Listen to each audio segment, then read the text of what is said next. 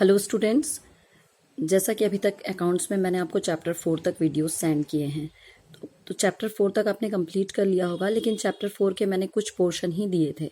तो चैप्टर 4 जो है वो it is depend on the chapter number 5।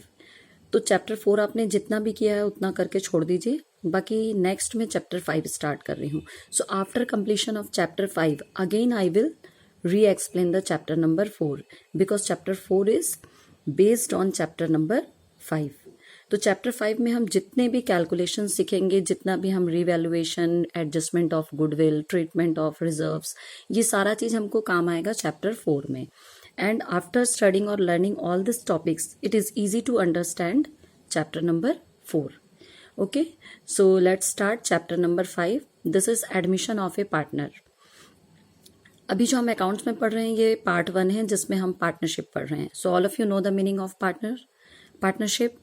It is a relationship between the 2 or more persons who have agreed to share the profit and loss in their agreed ratio, and the whole business is carried on by all the partners or one of them. So partnership is generally made with the help of agreement only. और agreement में क्या दिया होता है सबको पता है, partnership deed में all the rules and regulations of partnership. So, if there will be any change in the agreement or old agreement of the partner, it will be known as the reconstitution of the firm. अगर partners के agreement में कोई भी change आता है तो उसको हम क्या बोलते हैं, reconstitution of the firm. If any changes taking place in the partnership deed, it will be known as the reconstitution of the firm. So admission of a partner is also one of them. It means suppose there are two partners A and B and they want to expand their business or they want to need some capital. So they will admit the new partner. So when they are admitting a new partner, it means they will change their profit sharing ratio. So admission of a partner is also the part of reconstitution. तो जब भी partnership के old agreement में कोई भी changes आएंगे तो वो हम क्या कहलाएगा, वो reconstitution of the firm. So there are different cases और बहुत सारे इसमें रिकंस्टिट्यूशन में क्या क्या आता है. जैसे फर्स्ट है ऑल द चैप्टर्स, जितने भी पार्टनरशिप के चैप्टर भी हम पढ़ेंगे वो सारा चीज आ जाएगा आपका रिकंस्टिट्यूशन में. जैसे admission of a partner, then retirement and death of a partner, dissolution of partnership firm, all this death of a partner. तो ये कोई भी चेंजेस अगर पार्टनर में आता है कि कोई पार्टनर आ रहा है, when any new partner is coming into business, any partner is retiring from the business, और किसी की डेथ हो जाती है या फिर फर्म डिसॉल्व हो जाता है यानी वाइंड अप हो जाता है, तो कोई भी चेंजेस आएगा तो उसको हम क्या बोलेंगे, reconstitution of the firm. So let's start chapter 5 admission of a partner. तो आप लोगों को समझ में आ गया होगा कि admission of a partner means क्या होता है. When the old partners they want to admit any new partner for any reason, for capital, for expand their business or for expertise, किसी भी कारण से अगर वो नया पार्टनर को एडमिट करना चाहता है तो वो कैसे करेगा.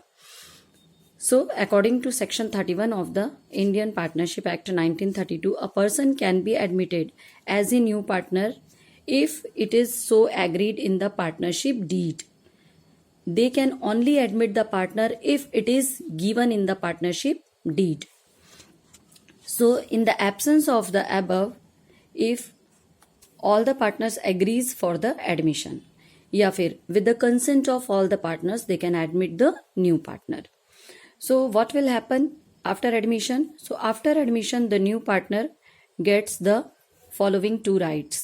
ये important है इसलिए मैं बता दे रही हूँ कि what are the 2 rights after admission the new partner will get. So first right is right to share the future profits of the business and right to share in the assets of the firm. ये 2 right उसको मिल जाता है after admission. At the same time he becomes liable for the liabilities, for any liability or loss incurred by the firm. अब अगर उसको profit में share मिल रहा है, it means he is also liable for the losses और liability incurred by the firm. So at the time of adjustment, there will be some adjustments. So adjustments required on the admission of a partner. जब कोई partner firm में admit होता है उस समय उनको अपने ओल्ड एग्रीमेंट को चेंज करना पड़ता है. It will be known as the reconstitution of the partnership firm. So what are the adjustments we have to made in the on admission of a partner? So first is change in PSR. PSR means profit sharing ratio. तो सबसे पहला है कि उनको अपना profit sharing ratio change करना पड़ेगा, क्योंकि पहले 2 पार्टनर थे, अब 3 हो गए, या 3 थे तो अब 4 हो गए. So in change in profit sharing ratio means calculation of new profit sharing ratio and SR. SR means sacrificing ratio. So who is sacrificing at the time of admission? Old partners. Always old partner will sacrifice in the favor of new partner. So first हमको करना है change in profit sharing ratio. The second adjustment is valuation and adjustment of goodwill. So valuation of goodwill का मैंने video भेजा था आपको कि how to calculate the goodwill. और गुडविल क्या होता है सबको पता है, मीनिंग हम लास्ट ईयर भी पढ़ चुके हैं. It is intangible asset and it is calculated with the help of 3 methods: average profit method, super profit method and capitalisation method. So with the help of this 3 method we can easily calculate the goodwill, and adjustment of goodwill I will explain later. Third adjustment is adjustment of gain or loss arising of revaluation of assets and reassessment of liabilities. So at the time of admission, the partners, they are again reassessing or revaluing their assets and liabilities. वो फिर से क्या करते हैं, अपने assets और liability को valuation करते हैं और देखते हैं कि उससे कोई gain और profit हो रहा है, यानी gain और loss हो रहा है या नहीं. And if there will be any gain or loss या profit or loss on revaluation of assets and liabilities, it will be also adjusted by the old partners only. क्योंकि old partner के मेहनत से ही वो जो asset है उसकी value बढ़ी है, या जो liabilities है उसका value जो है वो decrease हुई है. So this profit or loss will also be adjusted by the old partners. Next, fourth is adjustment of deferred revenue expenditure. Deferred revenue expenditure means whatever advertisement expense or large amount expenditure, how they will adjust all this adjustment. Next, fifth is adjustment of reserves, accumulated profit and losses. जो भी reserve होता है उसको वो लोग कैसे divide करेंगे? Generally they are sharing in their old profit sharing ratio by all the old partners only. If there will be any accumulated profit or loss, it will be also adjusted by the old partners. And the last one is adjustment of capital. So all these are the 6 adjustment we have to adjust at the time of admission of a partner. अब हम इसमें start करेंगे first से. First हमारा क्या है? Change in profit sharing ratio and sacrificing ratio.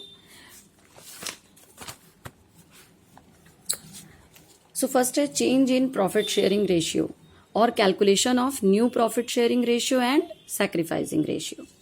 So इसमें हमारा 3 केसेस है मेनली. सो फर्स्ट केस है, केस फर्स्ट में हमारा फर्स्ट केस है when profit share of new partner is given but sacrifices made by the old partners is not given. या हम इसको ये बोल सकते हैं कि new partner is acquiring his share from the old partners in their old profit sharing ratio. मतलब जो न्यू पार्टनर आ रहा है उसका शेयर आपको क्वेश्चन में दिया रहेगा, but how he is acquiring his share from the old partners it is not given. So we will assume that they are acquiring his share from the old partners in their old profit sharing ratio. तो इसको हम explain करेंगे with the help of this example. Suppose A, B and C are partners and they are sharing profit in the ratio 5:3:2. A is admitted as a new partner for 1/5 share. So calculate the new profit sharing ratio. So how we will calculate? First write X, Y, Z or ABC. 5:3:2 it is their old ratio. ये हमारा क्या है? This is old ratio.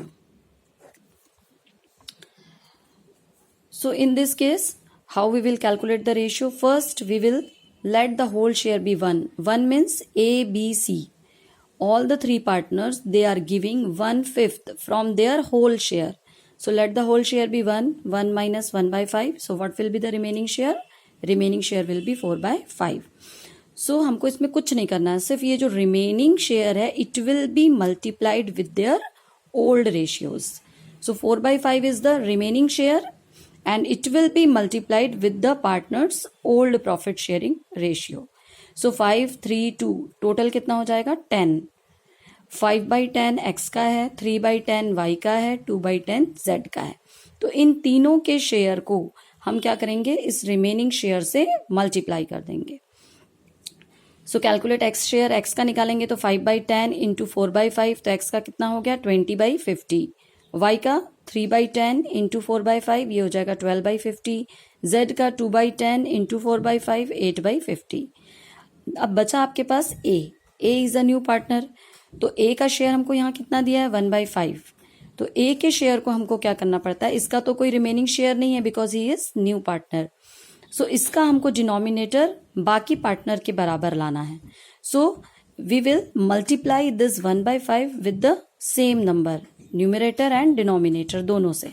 तो इसको हम कितने से multiply करेंगे कि 50 आएगा, 10 से, तो इन दोनों का हम क्या कर देंगे 10 से मल्टीप्लाई कर देंगे। So A's share will be 10/50, then we will how we will show this NPSR, तो x का आ गया 20/50, 12/50, 8/50, 10/50, तो सबका न्यूमरेटर को हम खाली लिखेंगे 20, 12, 8 एंड 10, और इसको हम शॉर्ट में लिख सकते हैं, इसको 2 से सबको डिवाइड कर देंगे तो ये हो जाएगा 10, 2 6 12, 2 4 8, 2 5 10। So new profit sharing ratio will be 10:6:4:5। Is it clear?